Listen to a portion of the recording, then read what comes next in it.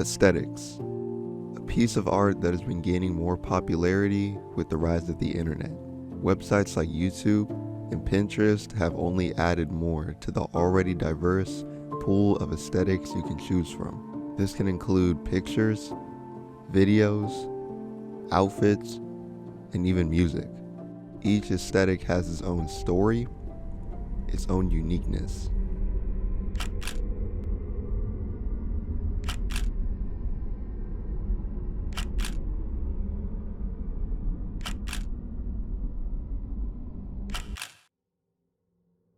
One day while I was making a vision board, I decided to go on Pinterest to get some pictures. Usually I go on Google Images, but this time around I heard that Pinterest has a better selection of specific photos I desired. While I was scrolling, I noticed that every time I typed my desire, one word would always show up in the auto suggested tab: aesthetic. Naturally, I got curious, and soon after I went down a rabbit hole of looking at aesthetically pleasing pictures, whatever I desired in aesthetic form, and different types of aesthetics. While I was amazed by this, I started to dig deeper into the lesser known aesthetics. As I went farther down, it felt like I was entering a new world. As I was scrolling through, image by image, I was left feeling uneasy.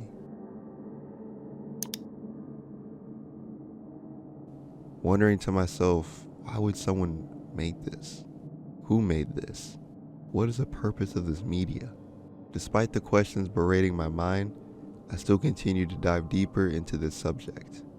And what I found ended up leaving me with more questions than answers.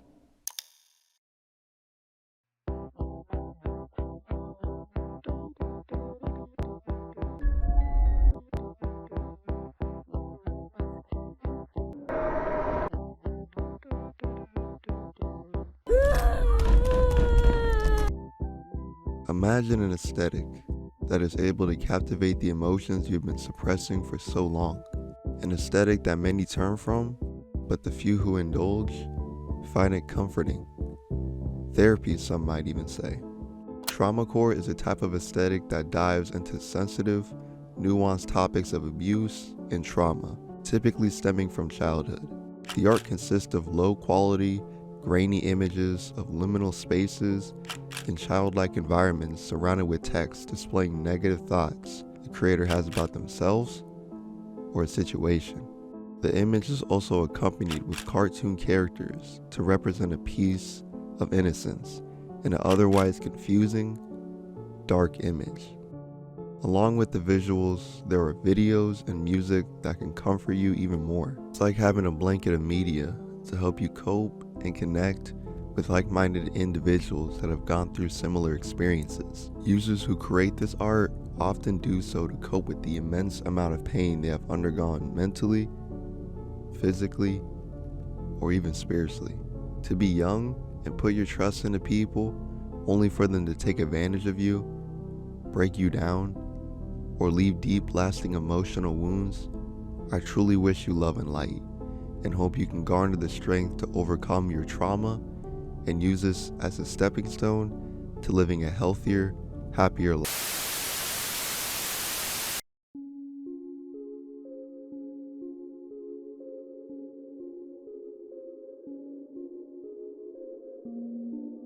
Confusion, alienation, dread.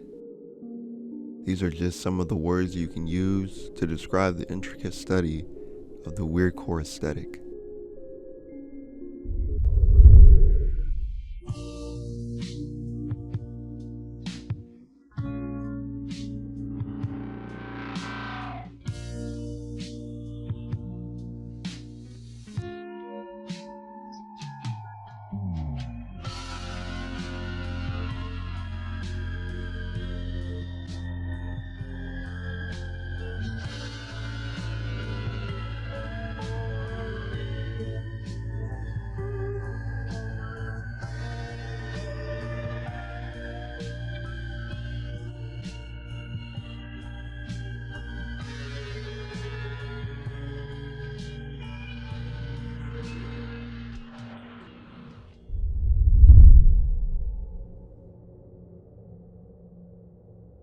This art is made up of low quality photos, people, and objects that don't make any coherent sense.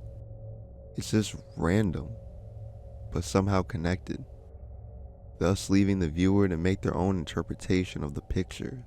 The concept can evoke a deep fear the majority of people have, the fear of being alone.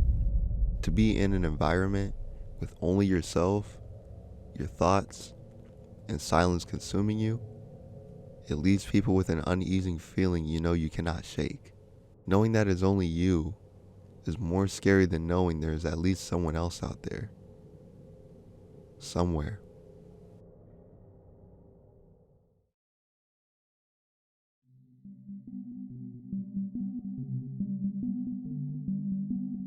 Similar to Weirdcore, Dreamcore is an aesthetic that gives off dreamlike environment.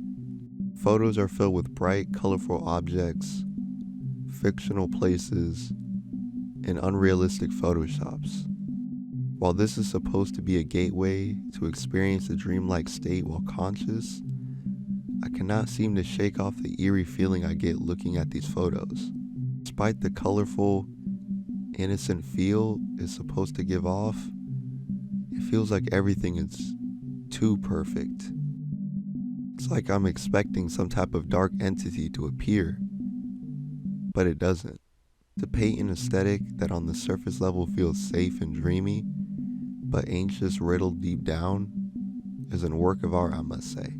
Digging a little bit deeper, you can find a subsection of Dreamcore that isn't so dreamy and fun after all. Instead, it's filled with nightmares, dark liminal spaces, and disturbing text, often questioning your existence. Discomfort, derealization, and perplexed are a few words that I would personally use to describe this entire aesthetic. What about you?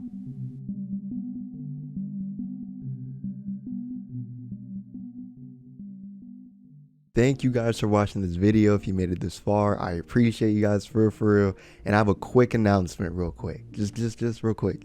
Basically, I'm going to be making another video that is essentially a part 2 to this.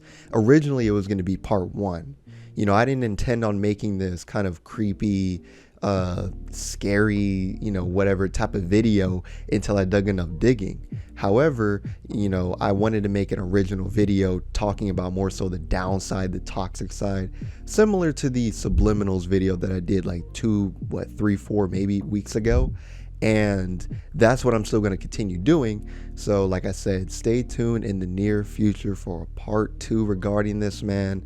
I'm really excited. It's probably going to be the last part in this kind of aesthetic series that we got going on. I want to thank you guys for the support I got on the subliminals video. I didn't really get a chance to say thank you. I was a bit scared stepping into new territory that wasn't music related. Y'all showed out for real. So I truly appreciate it. Without you guys, none of this would be possible. So I want to thank you guys so much. And with that being said, I'll catch you guys in the next one. Bro, I literally just got off work just to film this outro. Oh my God, I love doing this.